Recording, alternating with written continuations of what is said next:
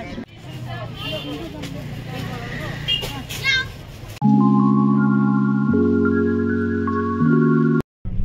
Guys, welcome back to my channel UA dream में आप सबका स्वागत है। लास्ट ब्लॉग में मैंने आप सबके साथ शेयर किया था काठमांडू दरबार स्क्वायर के बारे में, जो कि नेपाल का एक हिस्टोरिकल प्लेस है।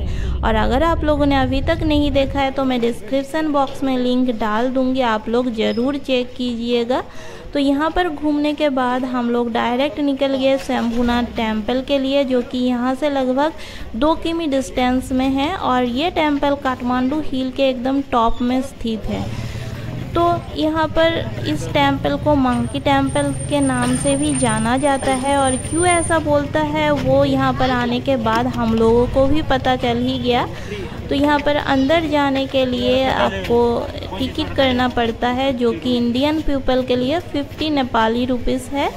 और टिकट काउंटर जो मेन गेट है वहाँ पर ही है। तो हम लोगों ने भी टिकट करके फिर अंदर एंटर किए।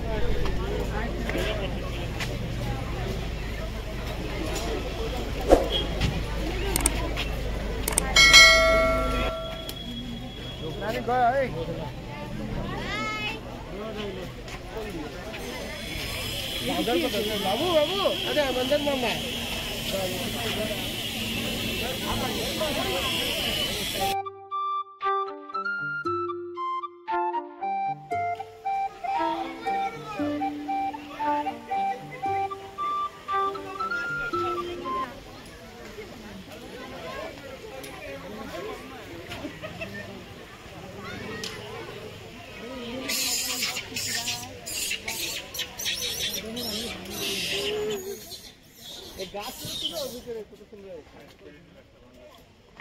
तो यहाँ पर इतना ज़्यादा बंदर था, मतलब वीडियो में सब कुछ कैप्चर नहीं हो पा रहा था, लेकिन एक्चुअली में बहुत ही ज़्यादा बंदर था। इसीलिए इस टेम्पल को मंकी टेम्पल भी बोला जाता है।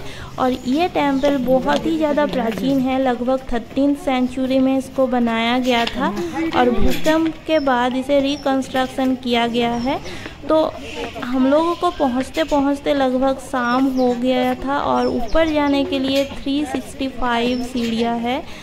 तो हम लोग धीरे धीरे ऊपर जा रहे थे, क्योंकि इस मंदिर का एक अच्छी बात यह है कि 12 बजे तक रात को ये मंदिर खुला रहता है। तो इसीलिए हम लोग धीरे धीरे रेस्ट करते करते ऊपर आए, तो इसीलिए इतना ज़्यादा परेशानी नहीं हुआ।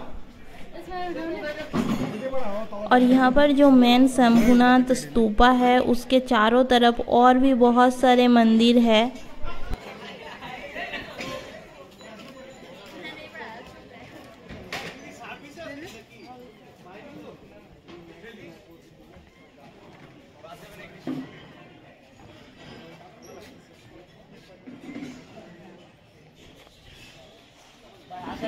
तो इतने सारे सीढ़ियाँ चढ़ने के बाद जब हम लोग काठमांडू सिटी का व्यू देखा तो सारे थकान हम लोगों का दूर हो गया था।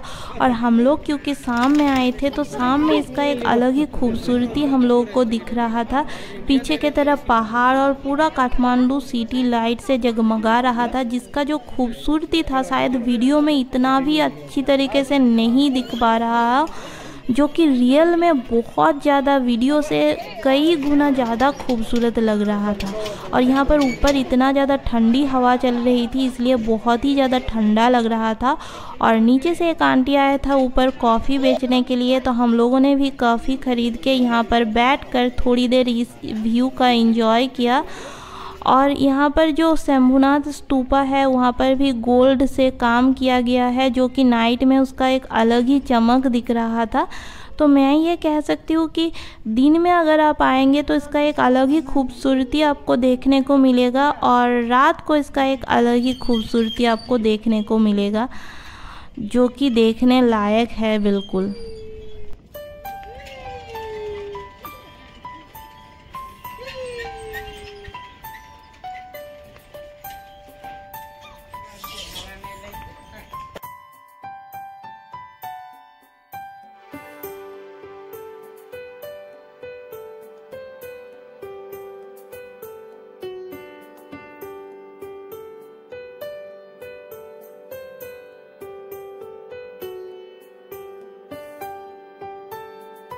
और यहाँ पर एक प्रेयर हॉल भी है जहाँ पर शायद सब प्रेयर करते हैं। और संध्या आरती के टाइम हो गया था तो इसीलिए धूप दीप जलाकर यहाँ पर संध्या आरती भी हो रहा था।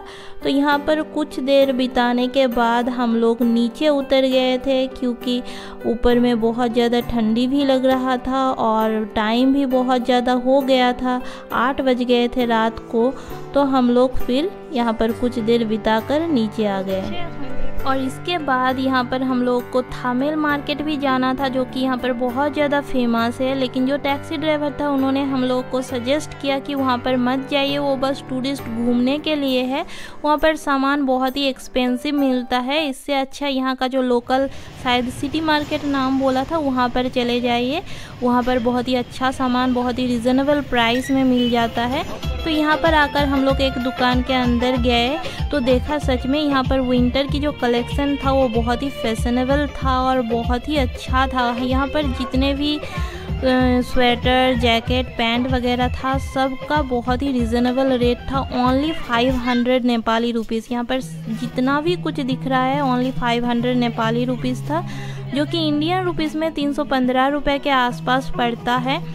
लेकिन हम लोग का किस्मत ख़राब था, हम लोग 8:15 के बाद आए थे और यहाँ पर सारे जो दुकान है वो 8:30 बजे ही बंद हो जाता है।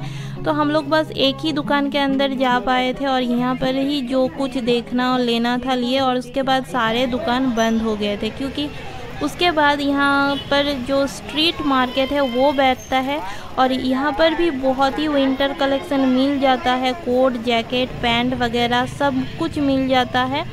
तो ये भी बहुत बड़ा एरिया लेकर बैठता है, तो ये भी हम लोग घूमकर देख रहे थे। और फिर हम लोग को पता चला कि हम लोग सुबह जब दरबार स्क्वायर आए थे उसके ठीक पीछे ही ये वाला एरिया है। तो अगर हम लोग को पहले पता होता तो हम लोग शाम में आकर एक बार में ही घूम लेते, लेकिन कोई बात नहीं, पता नहीं था। और फिर यहाँ पर आकर देखा हम लोग कि यहाँ पर कुछ न्यूमेरी जो कम्युनिटी था उनका कुछ फेस्टिवल था, तो कुछ न्यूमेरी फूड वगैरह मिल रहा था, तो वो सब हम लोग ट्राई किए। तो मुझे इतना अच्छा नहीं लगा था, जो भी हो। तो इसके बाद हम लोग यहाँ से घूमकर होटल वापस चले गए और ये ब्लॉग भी मैं यहीं पर ख़त्म करती हूँ। आप लोग ज़रूर बताना कि ब्लॉग कैसा लगा। अच्छा लगे तो लाइक शेयर करना बिल्कुल भी मत भूलिए। और नेक्स्ट और भी ब्लॉग आने वाले हैं, तो प्लीज़ जल्दी से सब्सक्राइब कर लीजिए चैनल को अगर अभी तक नहीं किए हैं। Thank you for watching.